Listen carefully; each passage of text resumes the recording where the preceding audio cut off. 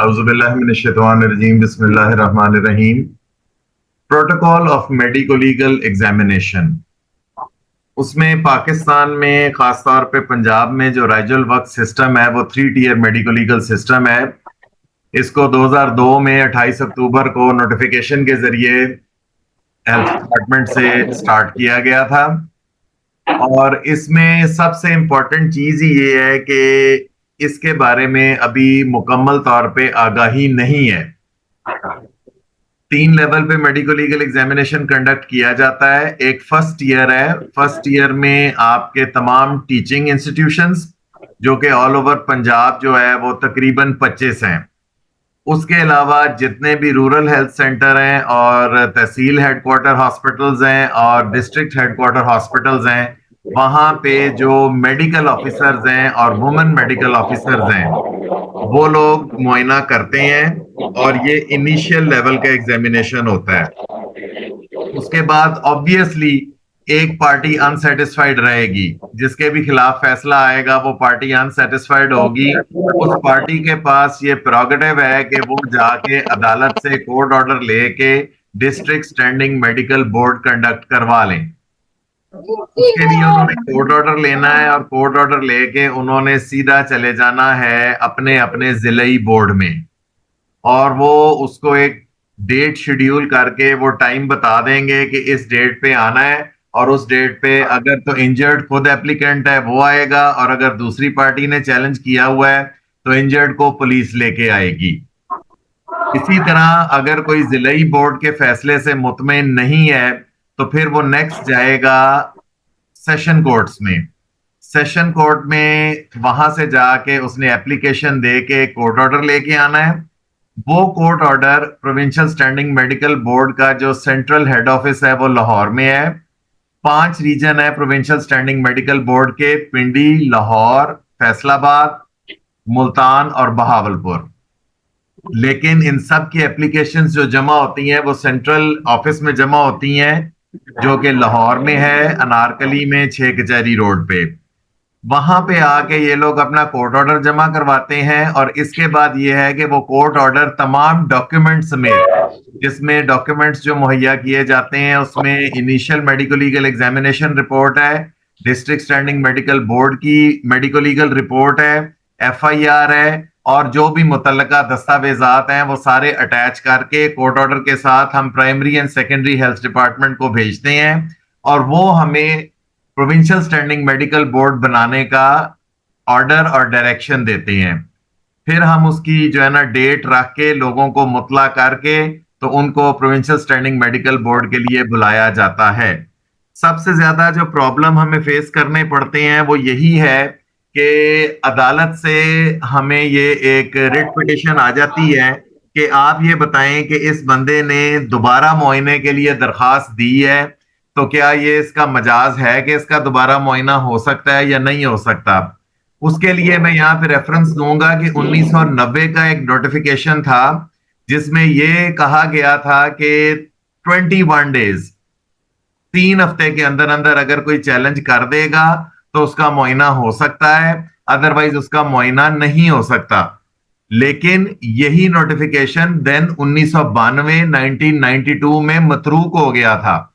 इसको कैंसिल कर दिया गया था और उसके बाद अब कोई भी टाइम लिमिट नहीं है जिले बोर्ड के लिए, सूबाई बोर्ड के लिए, कबर कुशाई के लिए। पाकिस्तान में पंजाब में एज सच कोई स्पेसिफाइड टाइम लिमिट नहीं है कि इस टाइम के दौरान और अंदर कोई अगर आएगा तो वो अपने मुआयने की दोबारा मेडिको लीगल एग्जामिनेशन के लिए दरखास्त दे सकता है या नहीं दे सकता। तो इसलिए ये मेरी आप सब लोगों से ये रिक्वेस्ट है कि अगर इस किस्म का कोई केस आपके पास आए, तो आपको स्क्रीन पे नजर आ रहा होगा 3 टियर नोटिफिकेशन। इसका जो नोटिफिकेशन नंबर है SOHND 5-5/2002, डेटेड 28 अक्टूबर 2002। तो ये अगर आप लोग चाहेंगे तो इसकी एक एक कॉपी आप सबके साथ शेयर कर दी जाएगी, उसको व्हाट्सएप के जरिए भी शेयर कर दिया जाएगा, और हार्ड कॉपी भी अगर आपको चाहिए तो आपको मेल कर दी जाएगी। तो ये मेरी आप लोगों से रिक्वेस्ट है कि आप लोग अदालत को असिस्ट कर दिया करें कि सर पंजाब में 3 टियर स्ट्रक्चर है, और अगर कोई एप्लीकेंट दोबारा मुआयने के लिए एप्लीकेशन देता है तो उसको उसकी परमिशन ग्रांट कर देनी चाहिए। इसका कोई भी अभी तक as such hard and fast वो नहीं है कि वो जो है मजरूब की जख्म की हालत कैसी होगी, मजरूब जो है उसका जो है वो स्कार फॉर्म में होगा या वो बिल्कुल हील्ड फॉर्म में होगा, या अगर उसका फ्रैक्चर हुआ था तो वो बिल्कुल हील हो गया होगा। ऐसी कोई भी शर्त नहीं है। किसी किस्म की भी कोई भी कंडीशन, टर्म्स एंड कंडीशन, कोई ऐसी चीज नहीं है कि जिसपे ये कहा जा सके कि अगर ये है तो ये और ये कदगन लगती है और अब ये अप्लाई नहीं कर सकता।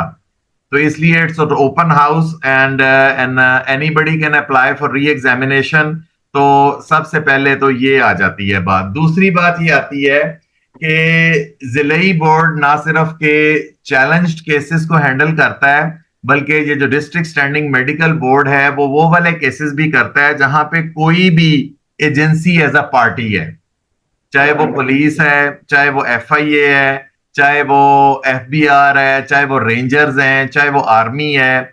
whenever any agency of the government is the party in any sort of a dispute, वहां पे मेडिको लीगल एग्जामिनेशन जो पहला है वो इनिशियल मेडिको लीगल एग्जामिनर ने नहीं करना, वो करना है डिस्ट्रिक्ट स्टैंडिंग मेडिकल बोर्ड ने।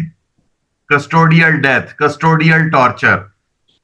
अब यहाँ पे एक और चीज यहाँ पे क्लियर करनी है कि अक्सर ये होता है कि कोई किसी किस्म का पुलिस एनकाउंटर होता है, पुलिस मुकाबला होता है, and sometimes FIR states that के पुलिस वाले इसे लेके जा रहे थे लाइक फॉर रिकवरी ऑफ माल मुकदमा और समथिंग लाइक दैट, या वो उन्हें मुजरिम को अदालत में पेश करने के लिए लेके जा रहे थे, या फिर उन्हें कैंप जेल से लेके तो वो जो है ना कोट लखपत जेल पे लेने जा रहे थे, लेके जा रहे थे।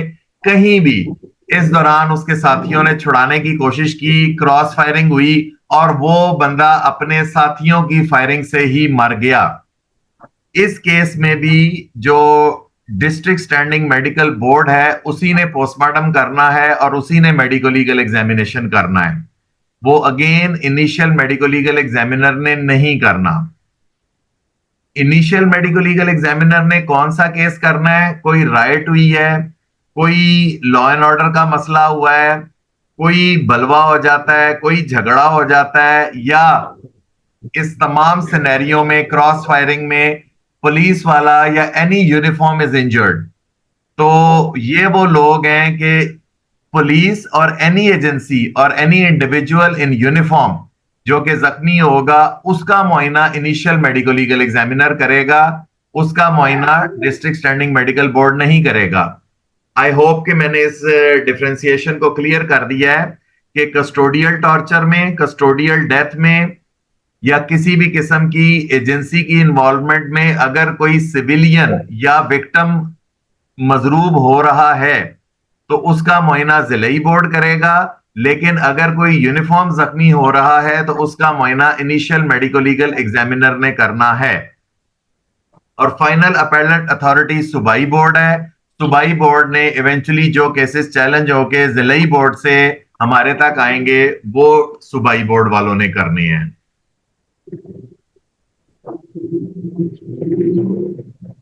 फिर एपेक्स कोर्ट जो हमारा सुप्रीम कोर्ट है, उन्होंने एक बड़ा वाज़ेह सा ऑर्डर जारी किया था 1993 में। ये क्रिमिनल अपील नंबर 243 है 1993 की, Mohammad Iqbal versus state, and the criminal appeal 244 of 1993 Mohammad Asghar versus state. And Supreme Court on March 20th, 1996 issued directives to all provincial governments that in Islam, the dead persons and the bodies deserve to be respected, and directed that in future all the postmortem of the women bodies should be performed by women medical officers. Similarly, in a case of sexual assault, no vaginal swabs are to be taken by any sort of a male participant, either medical or paramedical staff. ठीक हो गया, यानी कि female का मुआयना हर हाल में female doctor ने करना है। अच्छा, पुलिस रूल्स में एक स्टेटमेंट ये भी दी गई है कि जहां पे मॉडेस्टी ऑफ अ वुमन पे कोई जर्ब आ रही है, वहां पे भी मेल डॉक्टर ने नहीं करना। अब यहाँ पे कई दफा ऐसे हो जाता है कि लोग कहते हैं कि जी चेहरे पे चोट लगी है, हाथ पे चोट लगी है, बाजू पे चोट लगी है, पाँव पे चोट लगी है, टांग पे चोट लगी है, तो ये प्राइवेट पार्ट्स नहीं है। Like it doesn't include the trunk of the female के जिसमें कोई ब्रेस्ट या जो है ना पेरिनियल रीजन है या सेक्सुअल ऑर्गन्स इन्वॉल्व हैं। तो इसलिए फिजिकल असॉल्ट के other than the private parts of the body of a female ये मेल डॉक्टर कर सकता है। ऐसी भी कोई बात नहीं है। मॉडेस्टी ऑफ अ वुमन की कोई स्पेसिफिक बाउंड्रीज डिस्क्राइब नहीं है कि सिर्फ प्राइवेट पार्ट्स ही उसकी मॉडेस्टी में आते हैं, उसका बाजू, उसका चेहरा और उसके हाथ पांव जो है वो मॉडेस्टी में नहीं आते। कुछ बापर्दा खवातीन ऐसी भी होती हैं कि जिनके लिए अपना हाथ भी किसी गैर मर्द के हाथ में मुआयने के लिए पकड़ाना भी उनकी मॉडेस्टी के लिए वो नहीं उसमें रेंज का में फॉल करता। तो इसलिए फीमेल विक्टिम का केस हर हाल में फीमेल डॉक्टर ने ही करना है। अच्छा, यहाँ पे एक और बड़ी जरूरी और इम्पोर्टेंट बात यह है कि सेक्सुअल असॉल्ट के मुआयने के लिए always and always there is going to be a female sub inspector that is going to accompany the victim. यहाँ पे पूरे पंजाब में ऐसा कोई सिस्टम राजुल वक्त नहीं है। मेल सब इंस्पेक्टर आया होता है, मेल कांस्टेबल आया होता है, और ये सिर्फ हमारी अपनी ही ऑब्जर्वेशन नहीं है। अभी रिसेंटली हाई कोर्ट में भी हमारे ऑनरेबल जस्टिस हैं, उन्होंने भी इस चीज को हाईलाइट किया है कि sexual assault victim of a female is always accompanied by a mail constable और अ मेल सब इंस्पेक्टर। इस प्रैक्टिस को भी ठीक करना है।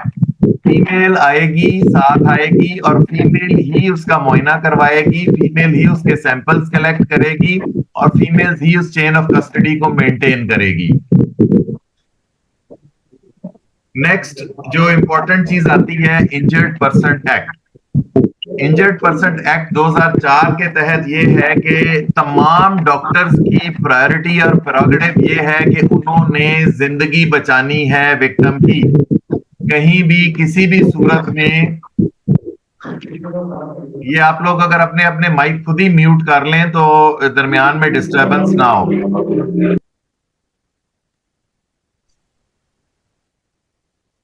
किसी भी सूरत में इलाज मुआवजे को इनकार नहीं किया जाएगा। किसी भी हॉस्पिटल में, चाहे वो सरकारी है, नीम सरकारी है, प्राइवेट इदारा है, कहीं पे भी इंजर्ड पर्सन एक्ट 2004 के तहत कहीं भी इलाज मुआवजे को इनकार नहीं किया जाएगा। हाँ, फौरी तौर पे पुलिस को इन्फॉर्म कर दिया जाएगा। जहां पे खिदमत काउंटर है, खिदमत काउंटर को इन्फॉर्म कर दिया जाएगा।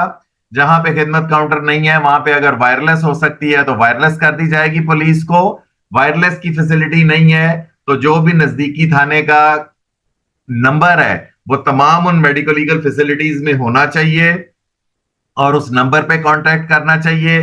जेंडर बेस्ड वायलेंस के लिए अलहदा से नंबर है, चाइल्ड प्रोटेक्शन ब्यूरो का अलहदा से नंबर है, थानों का अपना अपना अलहदा से नंबर है। तो इलाज आपने करना है, लेकिन इलाज के साथ ही आपने एजेंसीज को समहाउ जिस तरह भी हो सकता है अप्रोच करके उन्हें इन्फॉर्म करना है कि ये मेडिको लीगल केस आया हुआ है। और ये कहीं नहीं कहना कि जी आप पहले एमएलसी करवा के आओ फिर आपका इलाज होगा। नहीं, the first priority is to save the life of the individual. फिर आ जाता है इम्यूनिटी फ्रॉम जुरिस्डिक्शन। कई दफा ऐसे होता है कि लाइक फॉर एग्जांपल मैं लाहौर की एग्जांपल दूंगा। मेयो हॉस्पिटल एक सेंट्रल एरिया में पाया जाता है हमारे लाहौर में, और Mayo hospital is one of the oldest hospitals और इवन ऑल ओवर पंजाब वहां पे मरीज आ जाते हैं। नाउ व्हाट हैपेंस इज के मेयो हॉस्पिटल से 30 किलोमीटर दूर हरबंसपुरे का इलाका है। फर्ज करें वहां पे कोई रोड ट्रैफिक एक्सीडेंट होता है, वहां पे कोई लड़ाई हो जाती है, वहां पे कोई ऐसा इंसिडेंस हो जाता है कि जो लॉ एंड ऑर्डर का है और उसमें मेडिको लीगल करवाना जरूरी है, लेकिन मरीज को यह नहीं पता है कि कौन से इलाके थाने को कौन सा हॉस्पिटल लगता है। 1122 को कॉल की जाती है और उन्हें कॉल करके जब एम्बुलेंस आती है तो उन्हें कहा जाता है कि सानू मेयो हॉस्पिटल ले जाओ, and they bring the patient to Mayo hospital. अब ऐसे सिनेरियो में पेशेंट जब आ गया है मेयो हॉस्पिटल में और वो मेयो हॉस्पिटल की जुरिस्डिक्शन का इलाका थाना नहीं है, लेकिन अगेन इंजर्ड पर्सन एक्ट के तहत आपने मरीज को ये नहीं कह के रुखसत कर देना कि आप लोग जाओ, जाके अपना इलाज मुआवजा फलाने अस्पताल से करवाओ, या आप अपना मेडिको लीगल पहले करवा के आओ फिर आपका इलाज होगा। ऐसे सिनेरियोज में, स्पेशली लाइफ थ्रेटनिंग सिनेरियोज में, कि जहां की पेशेंट की लाइफ को खतरा है, there is danger to the life of the individual और द विक्टिम, वहां पे हमेशा वहां पे मेडिको लीगल मुआयना कर लिया जाएगा। वहां पे जुरिस्डिक्शन से इम्यूनिटी हासिल है उस हॉस्पिटल को। आप उस वक्त मेडिको लीगल कर लें, इंजरीज नोट कर लें, बाद में कोर्ट ऑर्डर के जरिए आप वो इश्यू करेंगे, ताकि कल को अदालत में ये ना कह दिया जाए कि ये आपकी जुरिस्डिक्शन का केस नहीं था, आपने मेलाफाइड इंटेंशन से ये केस किया है, या ये केस टू बिगिन विद था ही नहीं, आपने तो बस अपने ऑफिस में बैठ के कहानी घड़ी है, फर्जी सा मेडिको लीगल बनाया है और वो जारी कर दिया है।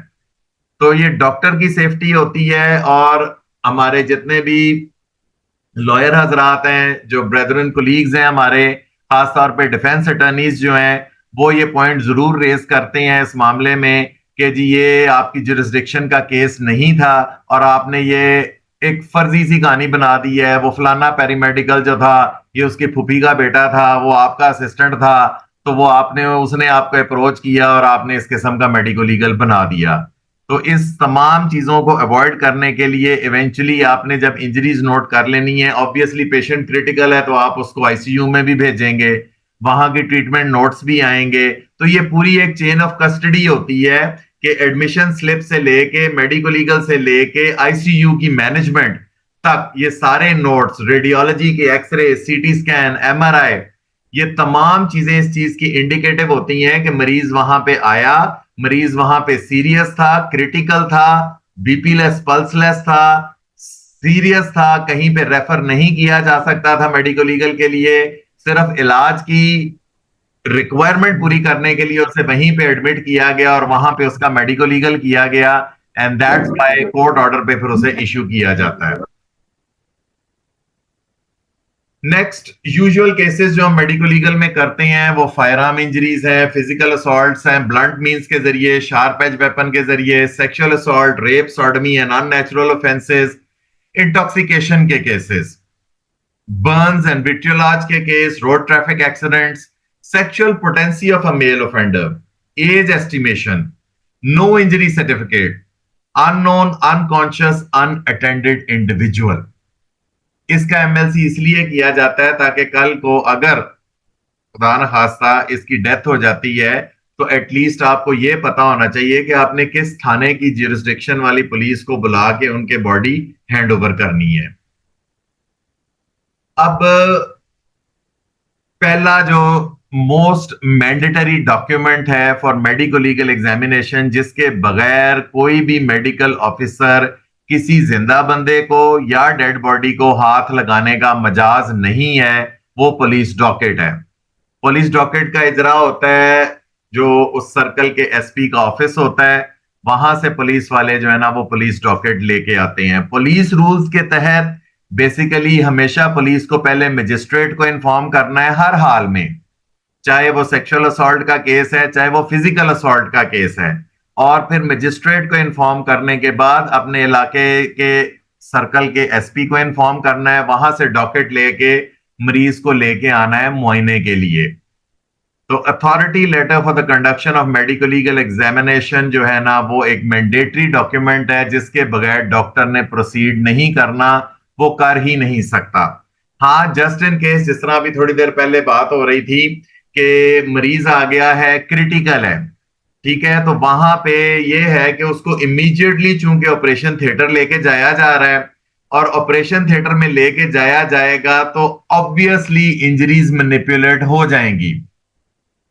फायराम है, उन्होंने उसकी डिब्राइवमेंट भी करनी है, या हो सकता है वो लेप्रोटमी कर दें, पूरा पेट ही चाक करके तो उसका ऑपरेशन स्टार्ट कर दें। तो ऐसे सिनेरियो में आपने जो मेडिको लीगल ऑफिसर है वो ऑपरेशन थिएटर में किट चेंज करके जाके जितनी इंजरीज नोट कर सकता है वो नोट कर लेगा और बाकी इंजरीज को जेरे मुशाहिदा रख लेगा। The rest of the injuries are to be kept under observation after the receival of the treatment notes.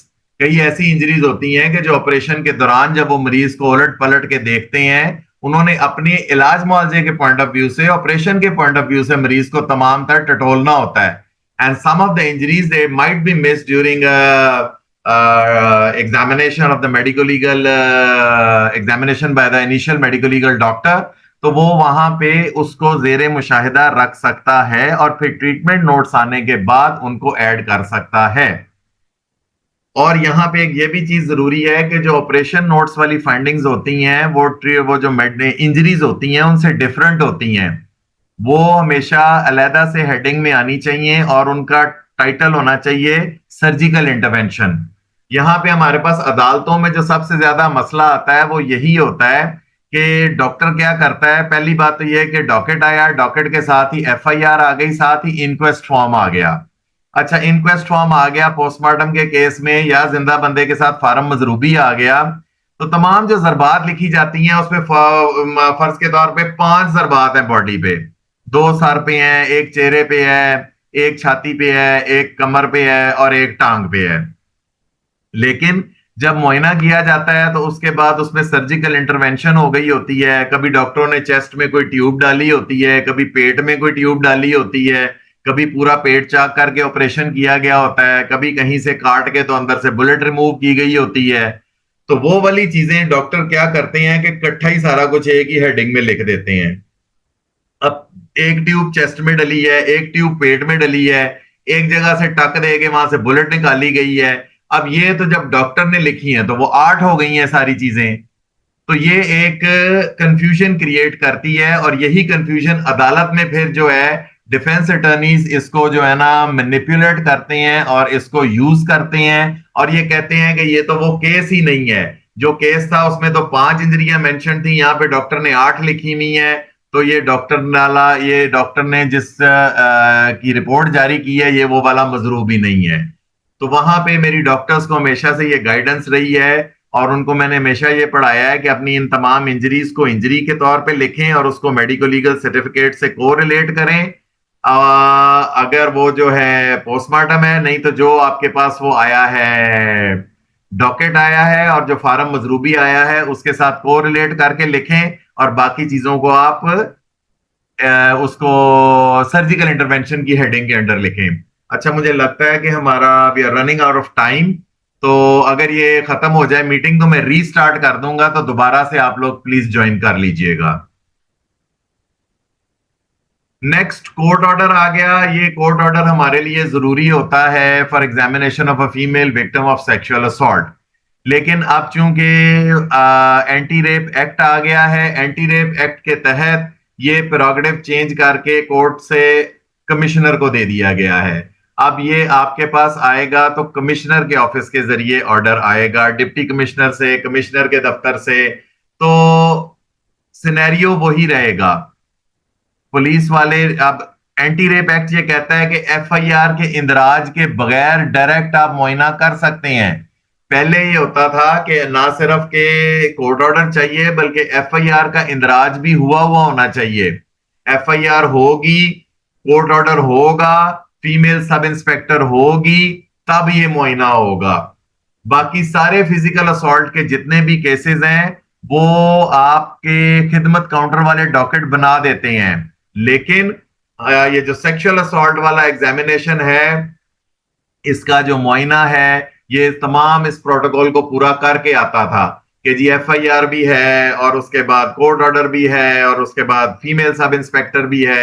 लेकिन अब जो वॉक इन एग्जामिनेशन है उसको इतना मरीज की सहूलत के लिए आसान कर दिया गया है कि एक पेशेंट आएगी और अगर वो आके कहती है कि she has been sexually assaulted, तो एफआईआर और कोर्ट ऑर्डर के बगैर डायरेक्ट उसका मुआयना कर लिया जाएगा। एंड टेक्निकली स्पीकिंग एआरसीसी के रेप क्राइसिस सेंटर जो है, रेप क्राइसिस सेंटर जो है, एंटी रेप क्राइसिस सेंटर जो है, वो हर हॉस्पिटल में नहीं तो एटलीस्ट चंद मॉडल हॉस्पिटल्स में उसको एस्टेब्लिश किया जाएगा। जिस तरह इस वक्त ये मुल्तान में राजुल वक्त है वो वायलेंस अगेंस्ट वुमेन वॉक के अंडर है, लेकिन उसी के साथ एआरसीसी को भी जम किया गया है। वहां पे ये है कि एक ही छत के नीचे मेडिको लीगल एग्जामिनर भी है, एक ही छत के नीचे प्रोसिक्यूटर भी हैं, एक ही छत के नीचे पुलिस भी है, एक ही छत के नीचे जो है तमाम तर फैसिलिटीज भी अवेलेबल हैं, जिस तरह इन्वेस्टिगेशन की फैसिलिटीज हैं, और एक ही छत के नीचे जो है ना उनकी काउंसलिंग के लिए साइकोलॉजिस्ट भी अवेलेबल है। तो एआरसीसी के मॉडल के तहत, वायलेंस अगेंस्ट वुमेन के मॉडल के तहत ये तमाम सिनेरियो है, और उसमें प्रायोरिटी जिस तरह इंजर्ड पर्सन एक्ट 2004 के तहत पेशेंट की लाइफ सेव करना प्रायोरिटी है, उसी तरह एंटी रेप जो एक्ट आया है उसके तहत ये है कि इमीडिएटली पेशेंट का मुआयना कर लिया जाए। और इसकी रीजन सिर्फ इतनी सी है कि डिले की वजह से एविडेंस लूज होने का खतरा होता है कि एक मरीज के साथ सेक्सुअल असॉल्ट हुआ, वो वहां से पहले थाने जाए, 4 घंटे थाने में उसको लगे, कभी मुहर्रर ना मिले, कभी कोई ना मिले, कोई मिले मिले तो वो उसको कहे अच्छा बीबी बह जा, और फिर उसकी सुनवाई हो ना हो, 6 घंटे सुनवाई में लगे। हो सकता है रात 8 बजे का वकूआ हो तो 9, 10, 11, 12, 1, 2 बजे जाके उसकी कहीं सुनवाई हो, 2 बजे फिर कोई फीमेल कांस्टेबल या सब इंस्पेक्टर मुयसर ना हो, वो कहे अच्छा बीबी बह जा तेन सुबह लेके जावांगे। सुबह आप लेके जाओ, फिर कोर्ट ऑर्डर नहीं है, डॉक्टर कह दे कि जी आप कोर्ट ऑर्डर लेके आए, 2-3 बजे तक कोर्ट ऑर्डर हो जाए, इतनी देर में विक्टिम ने वॉशरूम भी चली गई होगी, कपड़े भी बदल लिए होंगे, नहा भी लिया होगा, तमाम उसकी जो है ना एविडेंस लूज होने के 110% चांसेस हैं। तो इसलिए if a person, if a individual, if a female victim walks in the emergency room, in the medico legal room, that individual is to be immediately examined by the medical legal examiner, and all these things will follow through. FIR भी आ जाएगी। FIR का भी immediately कह दिया गया। पहले ये होता था कि एमएलसी होता था तो ये पता लगता था कि जी ये कॉग्नाइजेबल ऑफेंस है या नॉन कॉग्नाइजेबल ऑफेंस है। जिस तरह शज्जा खफीफा है 337A1 नॉन कॉग्नाइजेबल ऑफेंस है, इस्तगासे पे उसका पर्चा होता है, तो उसमें पुलिस कहती थी हम तो कुछ नहीं कर सकते, जाएं पहले कोर्ट ऑर्डर लेके आए, इस्तगासा करवाएं, वकील लेके आए। इसी तरह ये जो है 337F1 जुर्गैर जैफा दामिया, ये भी नॉन कॉग्नाइजेबल ऑफेंस है। 337L2 again non cognisable offence है। तो ये इन तमाम जो है ना घुमन घमेरियों से, इन तमाम कॉम्प्लिकेशन से, जहां पे एविडेंस लूज होने के 110% चांसेस हैं, इन तमाम फॉर्मेलिटीज को बालाए ताक रखते हुए एंटी रेप एक्ट के तहत फीमेल विक्टिम का मुआयना इमीडिएटली करने का हुक्म है। उसका मुआयना कर लिया जाए ताकि उसका एविडेंस सिक्योर हो जाए, और उसके बाद फिर कोर्ट ऑर्डर भी आ जाएगा, एफआईआर भी आ जाएगी। पहले यही था कि आप पहले सेक्सुअल असॉल्ट एग्जामिनेशन करवाएं, एमएलसी हो, फिर एफआईआर होगी, फिर केस प्रोसीड होगा। अब इसके द अदर वे राउंड है, आप पहले उसको जो है ना विदाउट एनीथिंग आप उसको जो है ना एग्जामिन करेंगे, बाकी चीजें फॉलो करती रहेंगी। फिर एक चीज इंपॉर्टेंट आ जाती है, कंसेंट। अब कंसेंट को हम कितना इंपॉर्टेंस देते हैं, हमारे डॉक्टर्स कितना इंपॉर्टेंस देते हैं, इस चीज पे स्ट्रेस की बड़ी जरूरत है। सेक्शन 90 पीपीसी का ये कहता है कि किसी किस्म का भी कोई भी कंसेंट धोखे से हासिल किया गया, झूठ बोल के हासिल किया गया, खौफ से हासिल किया गया, डरा धमका के हासिल किया गया, एनी फ्रॉडुलेंट जो है ना तरीके से हासिल किया गया कंसेंट, वो इनवैलिड है। ठीक है। अब उसमें ये है कि कोई ये कह दे, मिसाल है फॉर एग्जांपल कि जी मैं ये कहता हूं कि जी मैं तो आपका इलाज करने लगा हूं, लेकिन इलाज करने के बहाने साथ ही मैं इंजरीज नोट कर लूं और कहूं जी इसका तो मैंने मुआयना कर लिया है, ये भी फ्रॉड से हासिल किया गया कंसेंट, और फ्रॉड से हासिल किया गया ये एग्जामिनेशन है। कंसेंट की इतनी सिग्निफिकेंस है कि इवन अगर कोर्ट ऑर्डर आए और बंदा बकायमे होशो हवास है और वो इनकार कर देता है अपने मुआयने से, आप उस कोर्ट ऑर्डर पे, उस डॉकेट पे उससे वो रिटर्न रिफ्यूजल लिखवाएं, उसका सीएनएसी नंबर नोट करें, उसका थंब इंप्रेशन लें, उसके सिग्नेचर करवाएं, और रिस्पेक्टफुली जो है ना वो आप उसको वापस भेज दें। हाँ, 3 सिनेरियोज ऐसे हैं कि जो एग्जाम्प्ट हैं कंसेंट से। 3 आई हैं, इंटॉक्सिकेशन, इमेच्योरिटी एंड इंसैनिटी।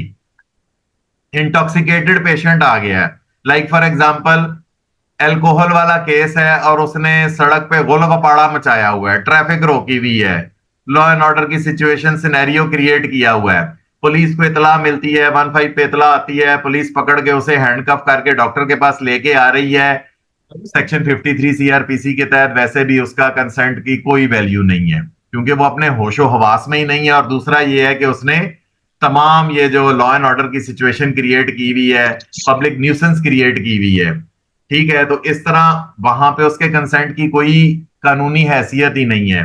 दूसरी आ जाती है इमेच्योरिटी, कि जब बंदा 18 साल से कम एज का है, any individual who is less than 18 years of age, वो अपना कंसेंट दे ही नहीं सकता। उसका कंसेंट या तो उसका कोई एकम्पनिंग ब्लड रिलेटिव, माँ बाप बहन भाई, वो देंगे, हमसाई कंसेंट नहीं देगी, ठीक है। और इसी तरह सड़क पे जाता हुआ राहगीर कंसेंट नहीं देगा, दोस्त कंसेंट नहीं देगा। एक ब्रॉड स्पेक्ट्रम टर्म है कजन, ना पता लगता है मेल है फीमेल है, उसने भी कंसेंट नहीं देना, ठीक है। ऐसे सिनेरियो में कि जब कोई उसके साथ ब्लड रिलेटिव नहीं है, मसलन एक मेड है, वो लाहौर में किसी के घर पे काम करती है और उसके पेरेंट्स जो है वो मुल्तान में रहते हैं, और उसका सेक्सुअल असॉल्ट हो जाता है, उसके साथ फिजिकल असॉल्ट हो जाता है, ऐसे केस में उसकी इंजरीज नोट करना, ट्रीटमेंट करना ये जरूरी है। तो इतना इंतजार नहीं किया जा सकता कि जनाब उसके पेरेंट्स को इन्फॉर्म, पहले ढूंढा जाए उन्हें, ढूंढने के बाद उन्हें इन्फॉर्म किया जाए, फिर उनके आने का इंतजार किया जाए, और फिर मुआयना किया जाए कंसेंट लेने के बाद। नहीं, ऐसे केसेस में in an unknown unattended unconscious patient, या ऐसे केसेस के जहां पे जो ब्लड रिलेटिव हैं वो दूसरे शहर में रहते हैं और उनका जल्दी आना पॉसिबल नहीं है, वहां पे लोको पेरेंटिस है। लोको पेरेंटिस स्टेट्स दैट के जो इंडिविजुअल उसको एकम्पनी कर रहा है, जो पुलिस वाला है, वो उसका कंसेंट देगा उसके मुआयने के लिए। और जस्ट इन केस के अगर पुलिस वाला भी नहीं है और लाइफ सेव करना प्रायोरिटी है पेशेंट की, तो जो डॉक्टर है वो ही उसको जो है ना अपने इख्तियारात पे उसका मुआयना करेगा उसकी लाइफ सेव करने के लिए। इंजरीज नोट करना इसलिए जरूरी है कि इलाज मुआवजे में फिर इंजरीज की मैनिपुलेशन हो जाती है। तो doctor can consent, the accompanying police officer should consent, या any blood relative should consent. और तीसरी चीज आ जाती है इंसेनिटी।